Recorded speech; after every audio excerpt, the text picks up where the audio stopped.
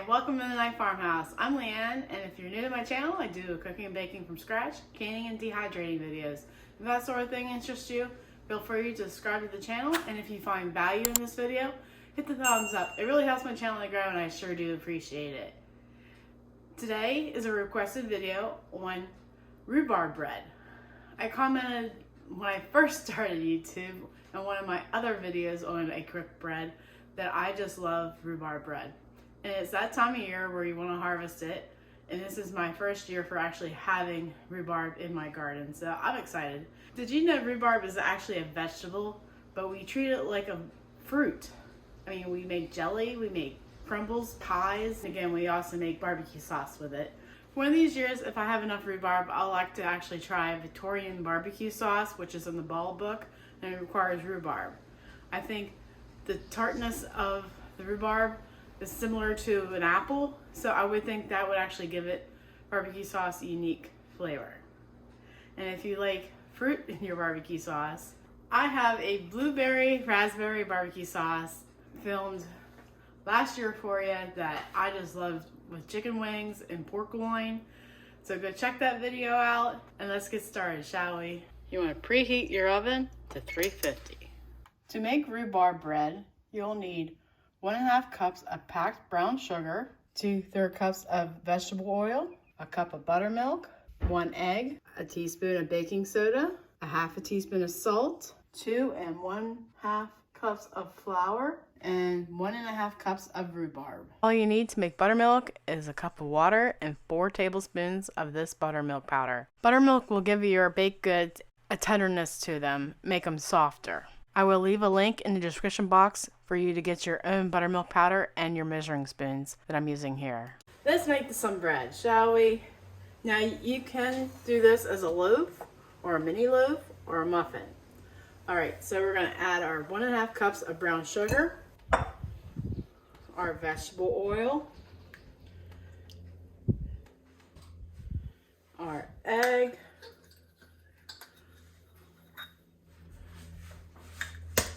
and I don't like to crack right into the bowl or on the bowl, just like that. Yep.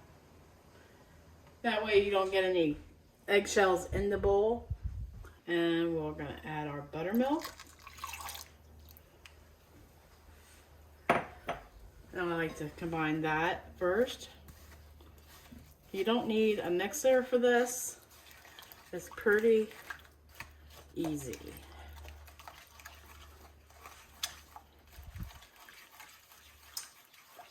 The hardest part is just getting the ingredients out of your pantry and measuring them. And that's pretty easy. Alright, we're going to put our flour in, and our salt, and baking soda.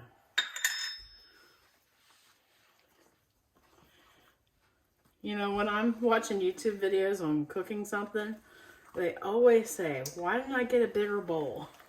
And I just find myself laughing at those. And naturally, I remembered before I did the same thing. But you just want to mix this up good. And this is all ingredients that you would find in your pantry, except for the rhubarb. That's what I love about simple recipes that I find. That you can just make anything from scratch for dessert or a snack that's right in your pantry. Alright. Now, I grew up with a mom that used rhubarb in her baking. She would make a upside down cake, like a pineapple upside down cake, except with rhubarb. We called it silage cake because it looked like silage on the bottom. But it would never last more than a day around my parents' house.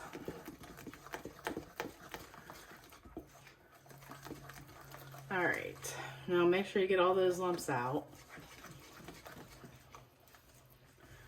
Alright, and we're going to fold in our rhubarb. Your rhubarb should be just chopped in like half-inch pieces, no bigger than that. It's been really windy today. We're having like 20-mile-per-hour winds easily. But at least the humidity's down into the 50s. It was like 99% the last couple of days. All right, that looks well mixed. So now we're gonna grease our pan.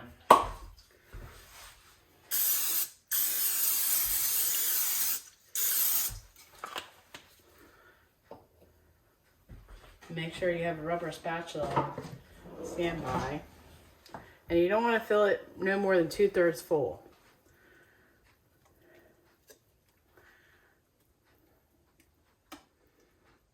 Like you would a muffin too.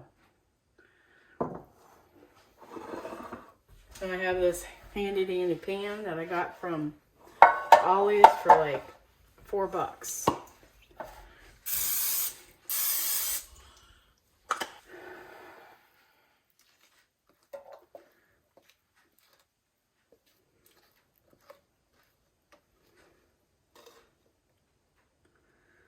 I think we'll put the rest of that in this pan.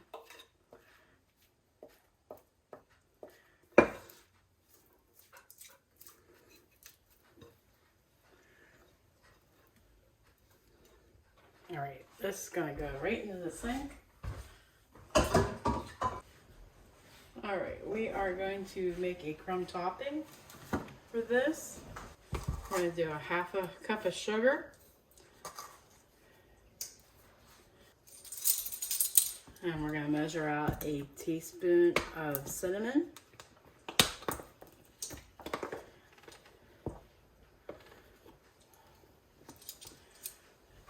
And I'm gonna cube up some cold butter.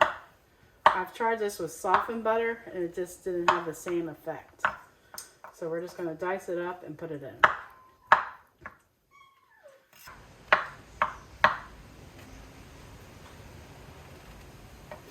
Alright. And just use your fingers and you just wanna make it crumbly.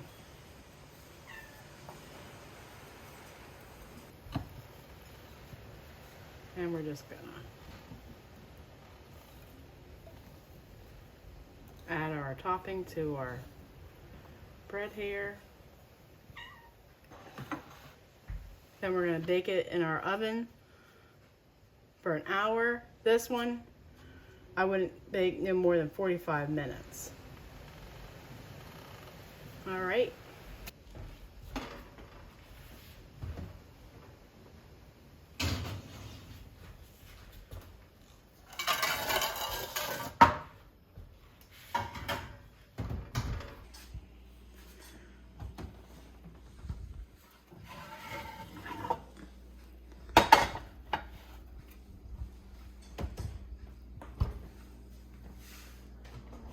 An easy way to check to see if it's done is just to stick a toothpick in or a cake pick, and if it comes out clean, it is done.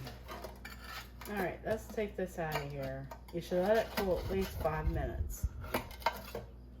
Let's see if I can get it out. Maybe it's not cooled enough.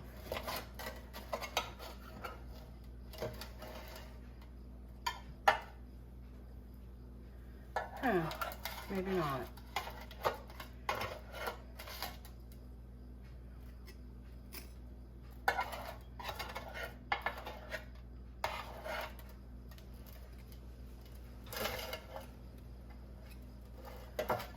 I'm going to smear the topping back on the top, right?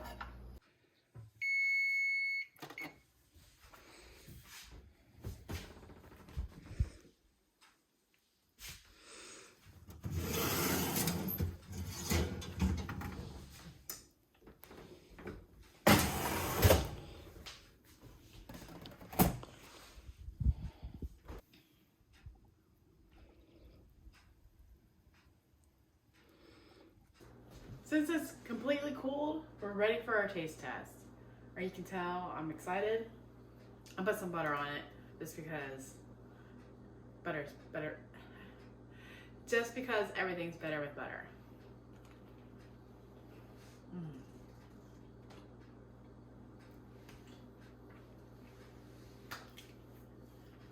That is some good rhubarb bread. Now I like to take a moment here and express how rhubarb is cheaper to grow, easier to grow than most fruits or vegetables, I should say. And it'll come back every year, and a lot of Mennonites and Amish groups have more recipes that float around each other with rhubarb in it. So I want you to give this a try and be inspired by rhubarb. God gave you a great day. Now go do something with it. Take care and God bless. Thank you so very much for watching. If you've made it this far into the video, I'm sure you're loving the content of this channel. Make sure to subscribe, like, and comment on each video. May I suggest watching this next? Until next time, take care and God bless.